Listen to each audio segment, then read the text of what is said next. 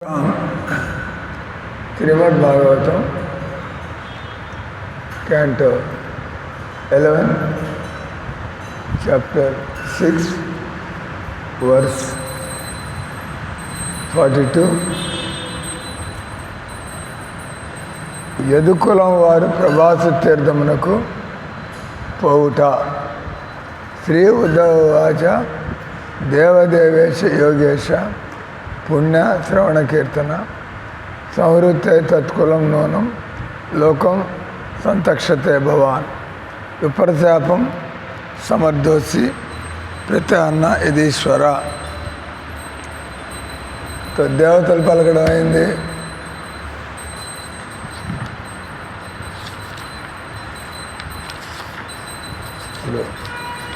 ద్వారకలో ఉన్న ఉద్ధవుడు ఇదంతా నేరేట్ చేస్తున్నటువంటి సుఖదేవ్ గోస్వామి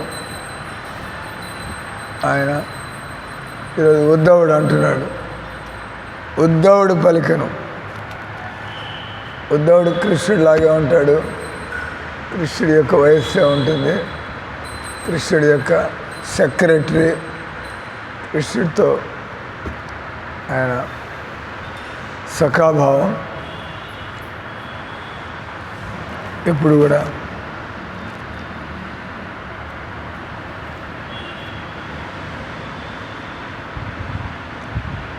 ఉద్ధవుడు పలికను. ప్రభు దేవదేవ, నీ దివ్య కీర్తిని కేవలం శ్రవణ కీర్తనకు చేర్చే నిజమైన పుణ్యము కలుగగలదు. మనకి నిజంగా పుణ్యం కలిగితే మనకి వైరాగ్యం కలుగుతుంది. నిజంగా పుణ్యం కలిగితే మనకి భక్తి కలుగుతుంది. కానీ మనం పుణ్యకార్యాలు చేస్తూ మనకి ఈ సంసారం ప్రతి వైరాగ్యం కానీ భగవంతుడి ప్రతి భక్తి కానీ లేనట్లయితే మనం జన్మ మృత్యు వలయంలోనే ఉన్నట్లు కదా. అందుకని మీరు పుణ్యకార్యాలు చేసిన పుణ్యకార్యాలు అంటే డొనేషన్లు ఇవ్వడం, సేవ చేయడం, వస్తు రూపంలో, ధన రూపంలో, తర్వాత మన బుద్ధిని, మన సమయాన్ని, మన పరిశ్రమ కానీ రకరకాలుగా సమాజానికి కానీ దేవుడికి కానీ. సమాజానికి చేస్తే మనకి దేవుడితో సంబంధం కలగటం లేదు. సమాజ సేవ కూడా దేవుడి మధ్యలో పెట్టి చేయొచ్చు. ఏదో వృద్ధాశ్రమానికి అన్నాలు పెట్టి వస్తారు, ప్రసాదం పెడితే పోయింది ఏంది. అదే పని మధ్యలో దేవుని కూడా పిలిచారు.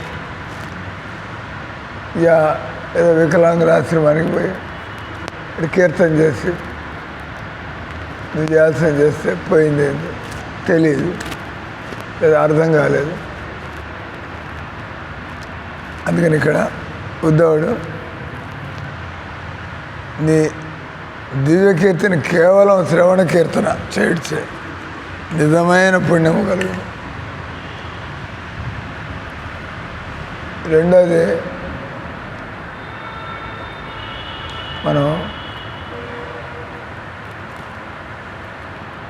పూర్వజన్మలో ఈ విధంగా పుణ్యం అంటే ఇతరుల శరీరాలకి ఏదో మనం ఒక వాళ్ళకి ఊరట కలిగేట్టుగా, అందరికీ ఇబ్బందులు శరీరం ద్వారానే మనం చేసే సాయంతో దాన్ని, అది ఆకలి బాధ కావచ్చు, నొప్పి కావచ్చు, రోగం కావచ్చు, ప్రమాదం కావచ్చు, ముసలితనం కావచ్చు,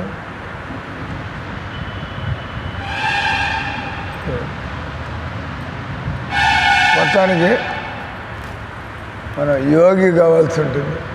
ఏం చేసినా దాన్ని అర్థం చేసుకోవచ్చు.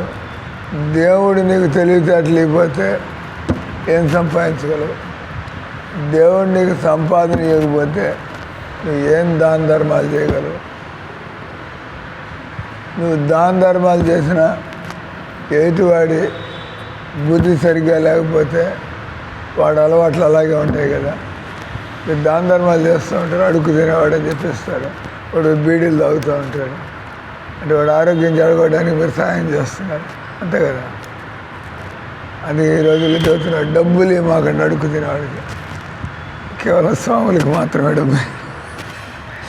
అడుగు తినేవాళ్ళకి డబ్బులు మాకండి, అడుగు తినేవాళ్ళకి భోజనం పెట్టండి మన కదా. ఎందుకంటే ఇదొకటి విషయం కాదు, వాళ్ళు చెడిపోవడం కాదు, ఇంకోళ్ళని కూడా అడుగు తినేవాళ్ళగా చేసి పిల్లల కాళ్ళు వచ్చి ఎరగొట్టి అడుగు కూర్చోబెట్టి నువ్వు అడుక్కుంటూ ఉండరా, నువ్వు బాగా సంపాదన వస్తుంది, నేను తీసుకుపోతూ ఉంటా. బాబా అనవసరం ఇంకోటి జీవితాన్ని జరగొట్టాను. వీడి స్వార్థం కోసం విడిపోయి బీడీలు తాగాలి, చీట్లు పేకలు ఆడాలి. వాడు కూర్చోలేడు. ఎవడో కుర్రాడిని ఎత్తుకొచ్చేసి కిడ్నాప్, పిల్లాన్ని కిడ్నాప్ చేసి తీసుకొచ్చి వాడు కాలు వచ్చి ఎరగొట్టి వాడు కూర్చోబెడతాడు. పాపం ఎక్కడికి పోతాడు, పిల్లాడు భయపడిపోతాడు. కదిలాంటి చావ కొడతాను నేను. ఎక్కడి నుంచి ఎత్తుకొచ్చేసాడు, కాలు ఎరగొట్టాడు, కూర్చోబెట్టాడు. వాడికి ఆ ఊళ్ళో గతి లేదు. ఇంకా ఇవన్నీ కూడా సోకాళ్ళు మనం పుణ్యం అనడానికి ఇన్ని, అది పుణ్యమా కాదా అని ఆలోచించే పరిస్థితి. అందుకని నిజమైన పుణ్యం ఇవన్నీ చేసి కదా.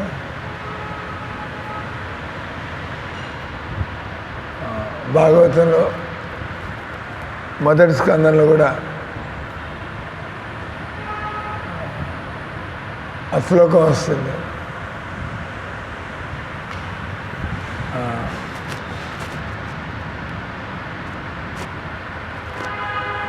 దాని అర్థం శ్లోకం గుర్తురాగా అని చెబుతా.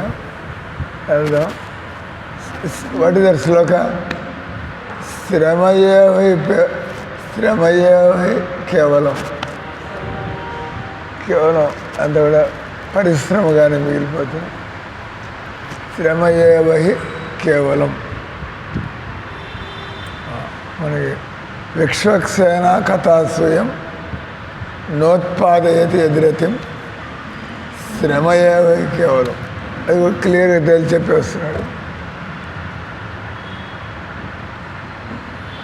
3 లైన్లు వచ్చాయి. స్టార్టింగ్ లైన్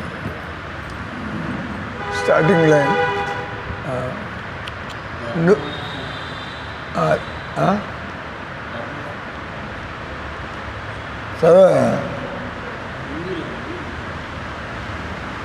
వచ్చేసి పోతాను. ధర్మస్వానుష్ఠిత పుంసాం విశ్వక్సేన కథాస్య నోత్పాదయతి ఎదురతిం శ్రమయేవహి కేవలం. ఎవడైతే దాన ధర్మాలు, ధర్మం పేరు మీద నా ధర్మం, అన్ని ధర్మం, వృత్తి ధర్మం, లోక ధర్మం, కుటుంబ ధర్మం, దేశ ధర్మం, అంటే ఆయన విచ్చలవిడిగా ఏం బతకటల్లా. ఈ ధర్మాలన్నీ పాటిస్తానంటే డిసిప్లిన్లను బతుకుతున్నట్లు లెక్క, అంతే కదా. అందుకని ఆయన ధర్మస్వానుష్ఠిత పుంసాం విశ్వక్సేన కథాసూయ. విశ్వక్సేన అంటే కృష్ణుడు, కథాసూయ ఆ కృష్ణుడికి సంబంధించినటువంటి నామ రూప గుణ లీల కథలు. నోత్పాదయతి ఎదురతిం, అవి వినాలనేటువంటి మనకి. మీరేదో రోజంతా కుష్ఠరోగులకి సేవ చేస్తూ ఉంటారు, రోజంతా వృద్ధులకు సేవ చేస్తూ ఉంటారు, మంచిదే. Nobody says it is bad. కానీ చచ్చేప్పుడేం గుర్తొస్తుంది? దట్ ఈస్ ఈ బతుకంతా కుష్ఠరోగులకి సేవ చేస్తుంటే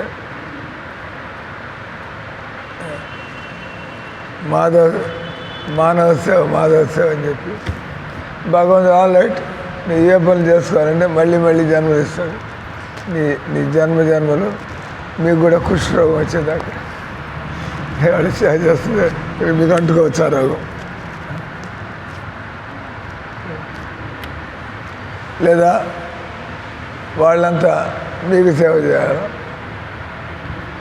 మీ దగ్గర సేవ చేయించుకున్న వాళ్ళంతా మీకు సేవ చేయాలి.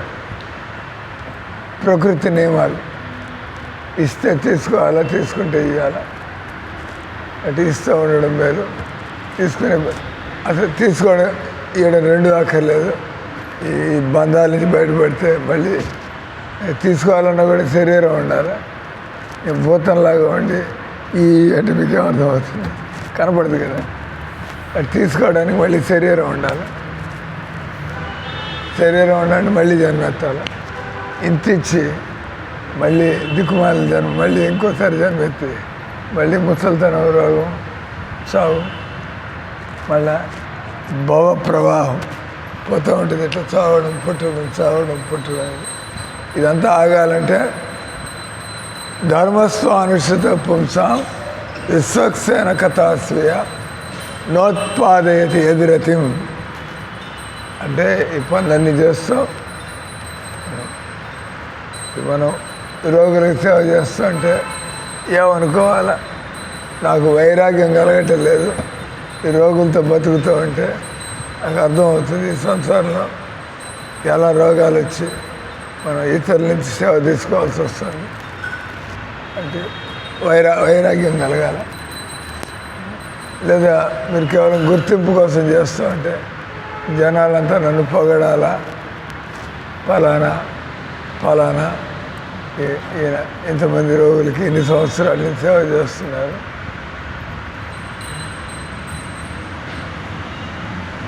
మనం సేవ చేస్తున్నా కూడా మనకే ఓపిక లేకపోతే మనం ఏం సేవ చేస్తాం. ఆ ఓపిక ఎవడిస్తున్నాడో వాడికి కూడా క్రెడిట్ ఇవ్వాలి కదా. దేవుడి దేవాల నేను ఆరోగ్యంగా ఉండి 10 మంది రోగులకు సేవ చేస్తున్నాను. భగవంతుడి మధ్యలో తీసుకురాకుండా ఏ కార్యం పూర్తి కాదు. ఆయన లేకుండా ఏది జరగదు. మనం సేవ చేస్తూ ఉంటాం రోగులకి, వాడికి ఇంకేవో కోరికలు ఉంటాయి, దానికి మనం ఏం చేయగలం. అంటే మీరు ఎంత సేవ చేస్తున్నా కూడా లేదా ఒక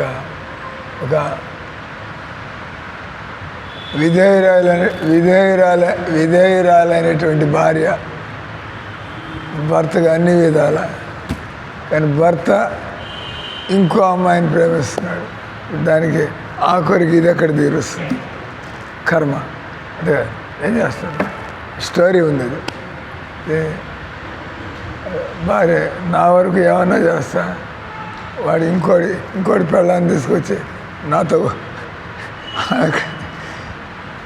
కాంప్లికేషన్. అక్కడ వాళ్ళు ఒప్పుకుంటారా లేదా, అది తప్పు పని కదా, రకరకాల. అంటే ఏం జరుగుతుంది?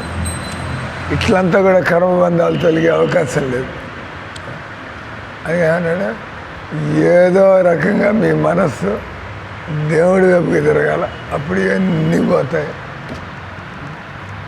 మీదేం పోయింది? కుష్ఠరోగులకి సేవ చేస్తావు, హరే రామ హరే కృష్ణ హరే రామ హరే కృష్ణ అంటే సేవ చేయండి వద్దని దేవుడు. అదెందుకు చేయట్లే? ఏమి అంటే మీకు అన్నిటి వెనక దేవుడు ఉన్నాడు అనేటువంటి బుద్ధి లేదు. మీ బుద్ధితో ఇటు ఊడిగాలు, మీ బుద్ధితో నానా రకాల సేవలు చేస్తారు. ఇలా మీరు రోగులకు సేవ చేస్తూ ఉంటారు, పోయి మాంసాహారం దంచి కొడతారు, మీరు తింటారు. ఏమవుతుంది? వచ్చేదానిలో కుక్క జన్మెత్తి డబ్బు ఉన్నాడు ఇంట్లో కుక్క జన్మెత్తాలి. ఏదంటే ఇటు రోగులకు సేవ చేస్తున్నాం, మనం పాడు పనులు చేస్తున్నాం, మాంసం తింటున్నాం. కొంచెం కుక్క జన్మెత్తావు, పుణ్యం కూడా చేసుకున్నాం. ఏమన్నా డబ్బు ఉన్నాడు ఇంట్లో కుక్క జన్మెత్తి వాడు కారులో వెనక సీట్లో కూర్చుని బాబు అంటాడు. అందుకే దీనన్నారు ఇది ఈ కర్మగతి, జ్ఞాన కర్మనో గతి. భగవద్గీతలో ఏమన్నాడు? కిం కర్మ కిమకర్మేతి కవయోప్యత్ర మోహిత. ఈ కర్మగతులన్నీ అర్థం చేసుకోండి ఎవడోళ్ళు అవుతుంది. దానికంటే హరే కృష్ణ అంత తెలివితేటలుంటే ఇది కూడా ఎందుకు చేయాలి, అది అర్థం చేసుకో. ఆ తెలివితేటలు అంతవరకు రాలా. మళ్ళీ తెలివితేటలు కర్మనో అవి బౌద్ధవ్యం అవి కర్మన జ్ఞాన కర్మనో గతి. ఏం కర్మలు ఎలాంటి జన్మలకి దారి తీస్తాయో నేనే చెబుతున్నట్టు. తత్వ కర్మ ప్రవక్ష్యామి యజ్ఞాత్వ మోక్షస్య శుభాత్. భగవంతుడు చెప్పిన విధంగా నువ్వు కర్మ చేయడం నేర్చుకుంటే నీకే కాదు, అంటే ఇప్పుడు వీడిపోయి డబ్బులు దండుకు వస్తున్నారు. వాళ్ళు అనుకుంటారు మనం వీళ్ళు అడుక్కోవడానికి వచ్చారు, డబ్బులు ఇస్తున్నారు. కానీ వాళ్ళ డబ్బులు ఎన్నో విధాలుగా ఖర్చు అవుతున్నాయి. వీళ్ళు అడుక్కోవడానికి పోయి డబ్బులు తీసుకురావడం వల్ల వాళ్ళ డబ్బులు ఒక 500 జగన్నాథుడి సేవలో లింక్ పడింది కదా జగన్నాథ్. వాళ్ళకేం ఇంట్రెస్ట్ లే, ఏదో వచ్చారు వీళ్ళు, పెద్దవాళ్ళు వచ్చారు, ముసలాళ్ళు వచ్చి అడుక్కుంటున్నారు. సరే పాపం ఒట్టి చేతులతో పంపించడం మంచిది కాదు, ఒక 500 ఇచ్చి పంపించేద్దాం. అంతే ఈ వయసులో ఎక్కిన గుమ్మం దిగిన గుమ్మం తిరుగుతుంది. చూసేవాళ్ళకి పాపం ఓపిక లేకుండా కళ్ళల్లో ప్రాణాలు పెట్టు. నవ్వండి, నవ్వాల్సినప్పుడు నవ్వాలా.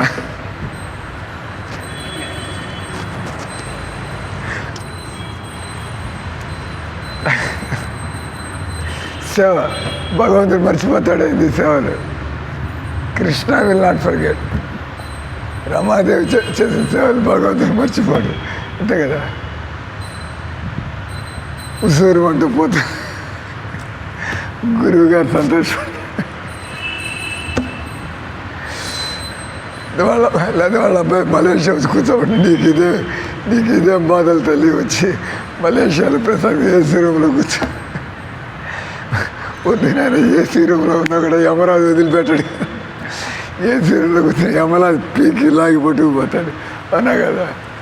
అదేదో మనం కర్మయోగిలాగా చావడం మేలు. ఆ ఏసీ రూమ్లో ఉంటే ఏమన్నా సుఖంగా చావు వస్తున్నాయండి. టైం అయిపోతే పట్టుకుపోతారు డాక్టర్లు. కూర్చోబెట్టి అక్కడ ఇక్కడ అన్నీ పెడతారు, మీకు గొట్టాలు పెడతారు. కాబట్టి దేవుడు నమ్ముకుని బతకడం మీరు, ఈ విధంగా బతకడం మీరు. ఆయనకి అర్థమైంది ఈ విషయాలు. అవునా కదా. ఓపికనందరికి దేవుడి సేవ జరుపుకోవడం మీరు. ప్రశాంతంగా ఇంట్లో కూర్చోవచ్చు. కూర్చోళ్ళు అమ్మ అని చెప్పి మీకు మిరపకాయ బజ్జీలు పెడతారు, పూరీలు వండి పెడతారు. కానీ భక్తి లేదు కదా, అది ప్రసాదం కూడా కాదు. అంటే అలవాటైతే మాంసపరు ఓపికనంత చేస్తూ ఉండాలి. ఇది మనకి తెలుస్తుంది కూడా ఎంత మనం టెంపరేచర్, మనకు ఉండేటువంటి జ్వరం ఎంత తగ్గుతుందో తెలుస్తుంది. అందుకని చేస్తున్నారు. మనకుండే భవబంధాలు ఎంత కట్ అవుతున్నాయి, మనకుండే కర్మబంధాలు ఎంత కట్ అవుతున్నాయి, మన మనస్సుకి ఎంత వైరాగ్యం కలుగుతుంది, ఎంత భగవంతుని భజన వింటుంటే మనకి మనస్సు ఎంతో ఆనందంగా జస్ట్ వింటుంటేనే. భజన వింటుంటే అంటే ఎలా తినాటి నుంచి ఎందుకు భజన చేస్తున్నారు? వింటుంటే మీకు సుఖం లాభం లేకపోతే చేస్తారా ఏంది? ఏదో సుఖం లాభం కనిపిస్తుంది కాబట్టి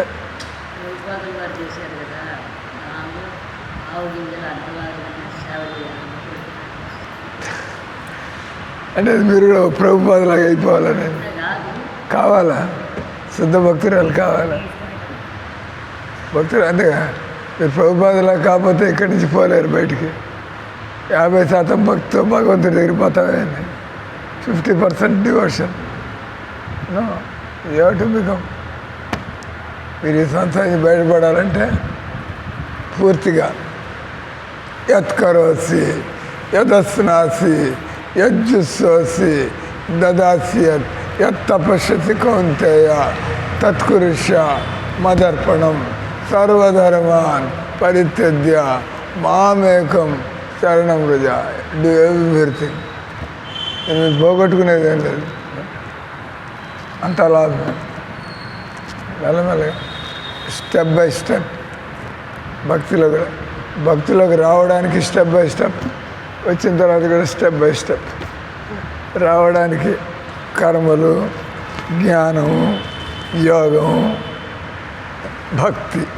ఆ భక్తిలోకి వచ్చిన తర్వాత సకాం భక్తి, మనకి సాధన భక్తి, మనకి తర్వాత రాగానుగ భక్తి, అన్ని స్టెప్స్. ఒక్కసారి జంప్ చేసి అంటే అది మనసు మారడానికి టైం పడుతుంది. మనసు మారడానికి టైం పడుతుంది. మీ నాయన అనుకుంటూ ఉంటాడు, మా అమ్మాయి ఇంత భజన చేస్తుంది, మరి నోట్లు కొరవటం లేదని.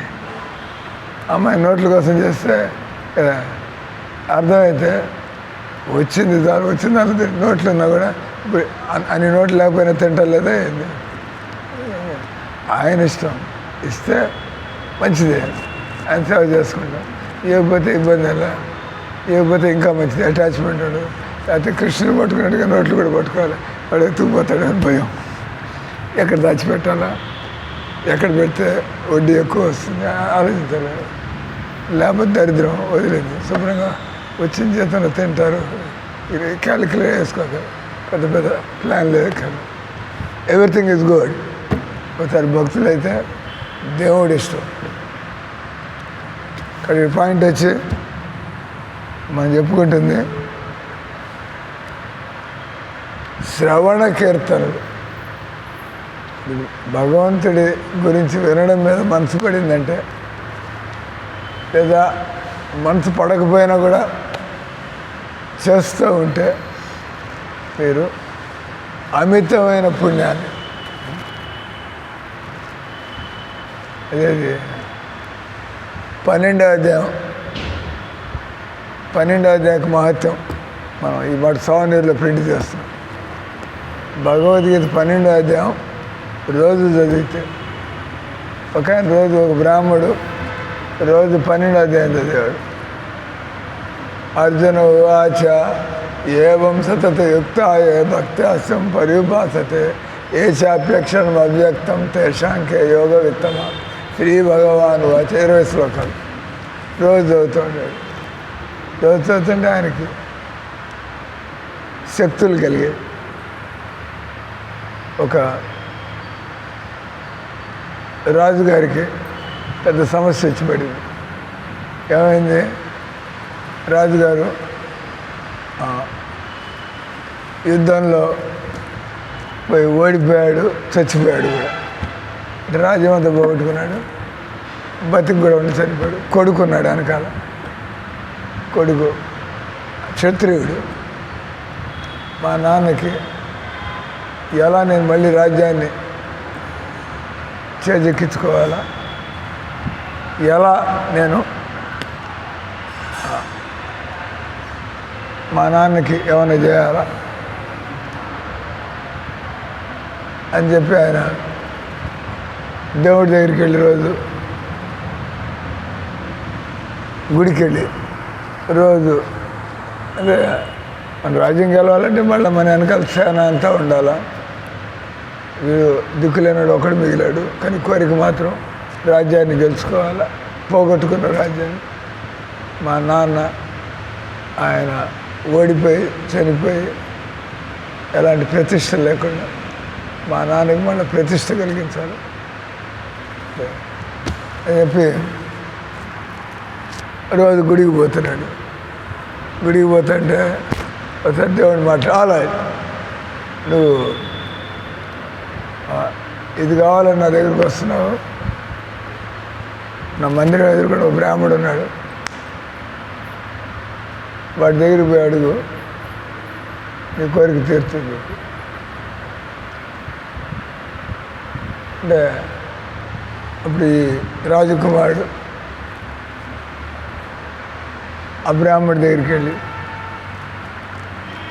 ఆ బ్రాహ్మడు తెలుసు అమ్మవారు పంపించారని నిన్న అన్నాడు. అమ్మవారి గుడి. రాజకుమారుడు అమ్మవారి గుడికి పోయి అమ్మ భగవతి జగన్మాత ప్రార్థన. జగన్మాత మాట్లాడి ఎదురుడు బ్రాహ్మణుడు ఉన్నాడు, వాడి దగ్గర వాడు చెప్పినట్టు ఈ పని అవుతుంది. ఈ బ్రాహ్మడు ఏమన్నాడు, ఓ అమ్మవారు పంపించారా నేను నా దగ్గరికి, అట్లయితే ఆయన అన్నాడు. అంటే ఆయన ధ్యానంలో కూర్చుని అప్పుడు వెంటనే వీళ్ళు వచ్చారు, దేవతలు. ఈ బ్రాహ్మడి దగ్గరికి దేవతలు, వాళ్ళు ఇంకా దేవసేన,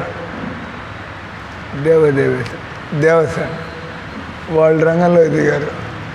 అలానే ప్రతి ఆ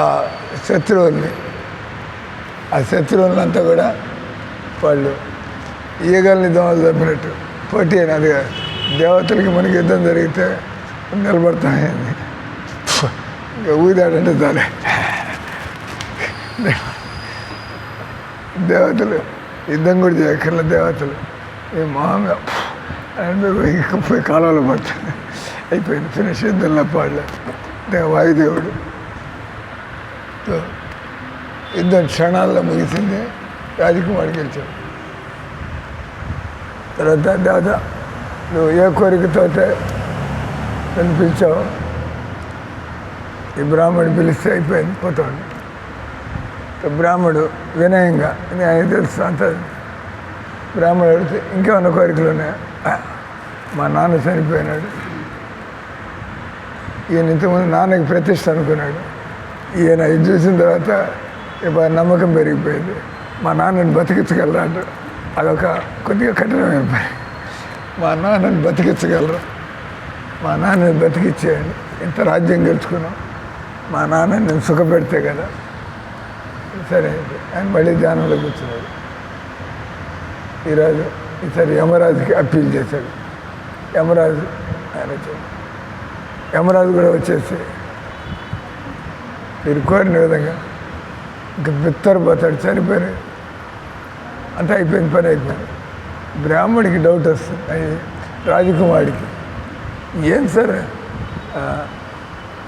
మీరు అంత సులభంగా చేసి పారేస్తారు పనులను, ఎక్కడి నుంచి వచ్చింది శక్తి, దేవతలు కూడా పిలవంగానే వచ్చేస్తున్నారు అంటే ఆయన చెప్తాడు. నేను పూర్వజన్మలో ఈ జన్మలో ప్రతిరోజు నేను భగవద్గీత 12వ అధ్యాయం చదివాను.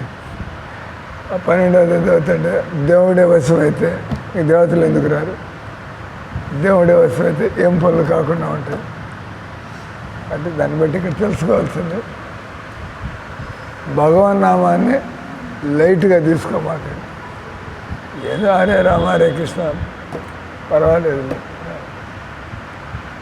అన్ని పుణ్యకార్యాలు చేసినాడు, ఆఖరిలో వాడికి భగవన్నామం మీద గురి కుదురుతుంది. ఎన్ని పుణ్యకార్యాలు చేసినా చావు పుట్టుక నుంచి బయటపట్టాల. ఆ భగవన్నామం జపం చేస్తాడు, మనసు దేవుడి మీద పోతారు, మీరు కూడా దేవుడి దగ్గర. అదే మీ మనసు ఎక్కడ ఉంటే అక్కడికి పోతారు. అది అందుకని ఇక్కడ ఉద్ధవుడు అంటున్నాడు, కేవలం నీ దివ్యకీర్తిని శ్రవణ కీర్తనలు చేయొచ్చే నిజమైన పుణ్యము కలుగును.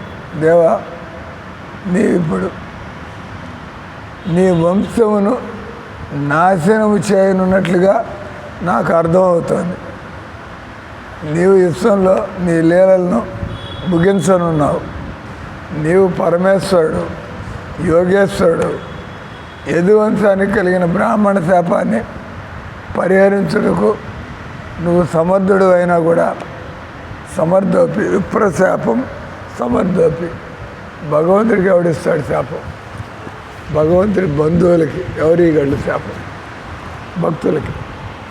పరీక్షిత్ మహారాజు విషయంలో కూడా ప్రభుపాద రాస్తాడు, బ్రాహ్మణ బాలకుడు శాపం ఇస్తాడు పరీక్షిత్ మహారాజుకి.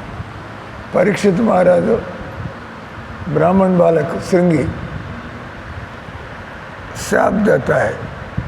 प्रभुपाद जी लिखते हैं परीक्षित महाराज इतना महाजन है, परीक्षित महाराज उस शाप को वो परास्त कर सकता है। कर सकता है, उनका भक्ति इतना है। परीक्षित महाराज चाहते तो वो सांप को नष्ट कर सकता है, लेकिन उन्होंने स्वीकार किया। भक्त किसी चीज़ से डरते नहीं है, भक्त को कोई मोह वाली बात नहीं है। मैं केवल 35 साल का हूँ, मेरे जवान बीवी बच्चे हैं, तो मेरे पास ताकत है। ఓ బ్రాహ్మణుడు, మనం చెప్పినటువంటి కథలో బ్రాహ్మణుడు, ఆయనకి ఎంత శక్తి ఉంది, కానీ కూర్చుని ఆయన పప్పు అనేది హరే కృష్ణ అనుకుంటున్నాడు. ఆయన వాడుకోవట్లే శక్తులేని, నేను శక్తులేం వాడుకోవాలా? హరే కృష్ణ సుఖంగా ఉండి అంత తింటాడు, ఇంకేం కావాలా? Let life go on like this, nothing. మన ప్రదర్శన చేయక్కర్లే ఇక్కడ. అంటే బ్రాహ్మణ శాపాన్ని పరిహరించుటకు నీవు సమర్థుడు అయ్యను, నీవట్లు చేయటం లేదు. అంటే నువ్వు ఇంకా అంతర్ధానం కాదలుచుకున్నావు. కృష్ణుని వంశం ఎవరు నశింపజేయలేరు. కనుక కృష్ణ భగవానుడు ఈ భౌతిక జీవితం విడిచినప్పుడు తనే తన బంధుమిత్రులను తీసుకుని పోనున్నాడు. సంహృత్య, సామాన్యులు జ్ఞానం లేనివారు యదువంశం నాశనమైనట్లు వాళ్ళకి అనిపించను. ఉద్ధవుడి వాక్కుని బట్టి విశ్వనాథ్ చక్రవర్తి ఠాకూర్లు కృష్ణ భగవానుడు విశ్వంలో తన అవతరణ ద్వారా దేవత అన్ని సమస్యల్ని పరిష్కరించాడు. దేవదేవుడిగా సంబోధింపబడ్డాడు. భగవంతుడి లోకాన్ని దానవరహితం గావించి, ఇప్పుడు ఈ ముస్లింలు రెచ్చిపోతున్నారు. ముస్లిం ప్రపంచం అంతా. మనం కంగారు పడేదేం లేదు, ఎందుకంటే భగవంతుడు కావాలంటే ఏదో రూపంలో ఒకడు వచ్చి నిలబడి భగవంతుడే ఇంకో రూపంలో వచ్చి అందరినీ తలకాయలు ముస్లింలందరినీ లేపారేస్తే జనం కూడా వీడు ఎంత బలవంతుడు, భగవంతుడి శక్తి లేకుండా ఎవడు ఆ పనులు చేయలేడు. అయితే మనం భక్తిలో ఎదుగుతూ ఉండాలా. భగవంతుడు మనకిచ్చిన తెలివితేటల్లో ఈ ముస్లిముల్ని, ఈ విధర్ముల్ని, ఈ అధర్మాన్ని మనం ఎలా సరి చేయాలన్నదానికి అంటే మనం ప్రయత్నం చేస్తూ ఉండాలి. దేవుడు చేస్తాడని కూర్చోడానికిలే. అర్జునుడు యుద్ధం చేశాడా లేదా? దేవుడు చేస్తాడులే, నేను కూర్చొని నేను పాయసం తింటూ కూర్చుంటే అలా దేవుడు చూసుకుంటాడు యుద్ధం ఏందో. అర్జునుడు ముందు పెట్టి keeping Arjun in the front. దానివల్ల అర్జునుడికి గొప్ప ఖ్యాతి కలిగింది. ప్రభుపాద్ ఫేమస్, ప్రపంచం అంతా కూడా జై ప్రభుపాద్. సో అంటే యూ మైండ్ యువర్ బిజినెస్. మీరు భక్తి చేయండి, ఇతరులను భగవద్భక్తులు చేయడానికి ప్రయత్నం చేయండి.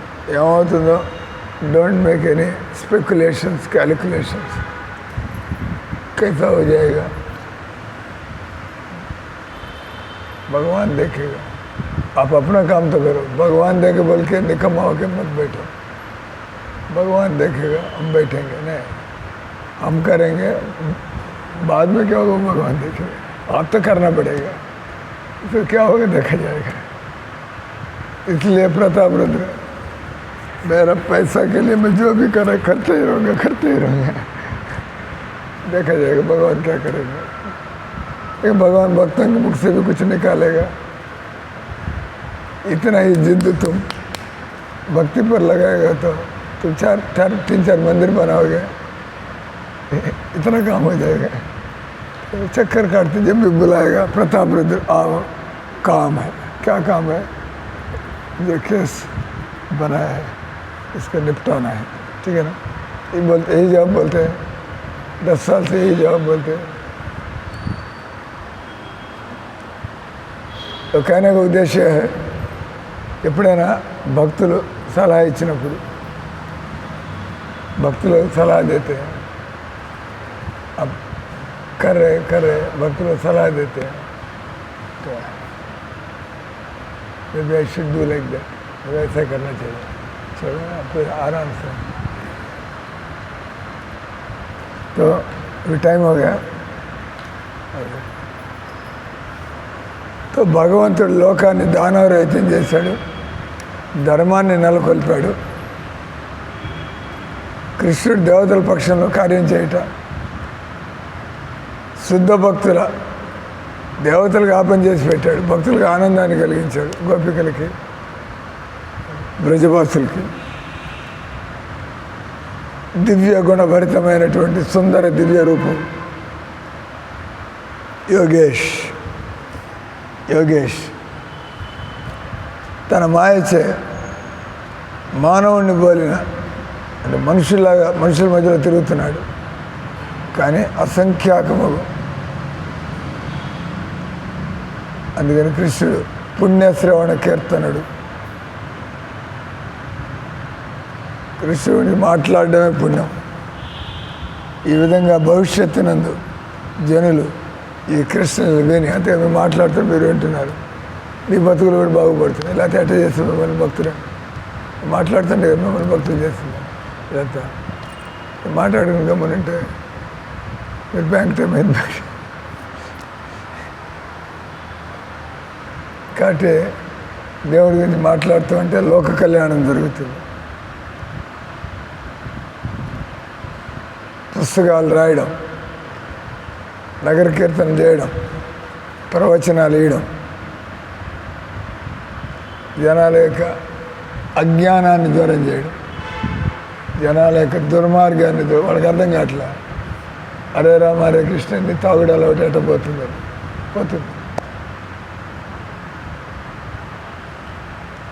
తన భక్తులందరకు, భవిష్యత్తులో జన్మించిన భక్తులకు దివ్య ఆనందాన్ని, మోక్షాన్ని ఏర్పాటు చేసిన దేవదేవుడు కృష్ణుడు ఇక ఈ జగత్తును వీడుటకు సమయం ఆసన్నమైంది. ఎప్పుడు భగవంతుడు ఇక్కడే కూర్చుని ఒక్కొక్కరిని పంపించాలా అవసరం లేదు. భగవంతుడు ఆయన లీలల్ని చదువుకుంటూ ఉంటే, ఆయన నామాలని కీర్తన చేస్తూ ఉంటే దేవుడు దగ్గర నిలబడి పట్టుకుపోకర్లా.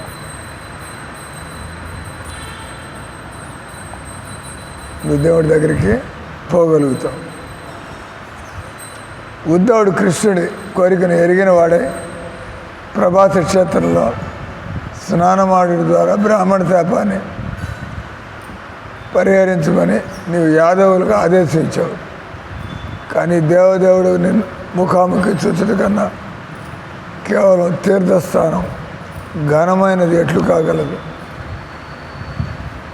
యాదవులు సదా నీ దివ్య రూపాన్ని చూచున్నందున, నీవు దేవదేవుడు అయినందున నామమాత్ర తీర్థ స్నానంలో వారి స్నానం వల్ల కలిగడే అంటే భక్తులు they are not very anxious. యాత్ర స్నానం చేయాలి. ఇక్కడ భక్తులతో పాటు భగవంతుడి కీర్తిగానం, భగవంతుడి సేవలు. యాదవులు ఎప్పుడు నీ దివ్య రూపాన్ని చూచున్నందున, నీవు దేవదేవుడు అయినందున నామమాత్ర తీర్థ స్నానంలో స్నానం వల్ల కలిగే ప్రయోజనం ఏంటి? కనుక తప్పక వేరే ప్రయోజనం ఏదో ఉండి ఉంటుంది. నీవు నిజముగా శాపమును పరిహరించగలుగుతావు. శాపం పని చేయకుండుగాక అని పలికినా చాలు, ఆ శాపం నిష్ఫలం కాగలదు. అనగా నీవు ఈ విశ్వాన్ని వీడుటకు సన్నాహములు చేయుచున్నావు, అందుకే నీవు శాపాన్ని పరిహరించలేదు. హరే కృష్ణ హరే కృష్ణ కృష్ణ కృష్ణ హరే హరే, హరే రామ రామ రామ హరే హరే.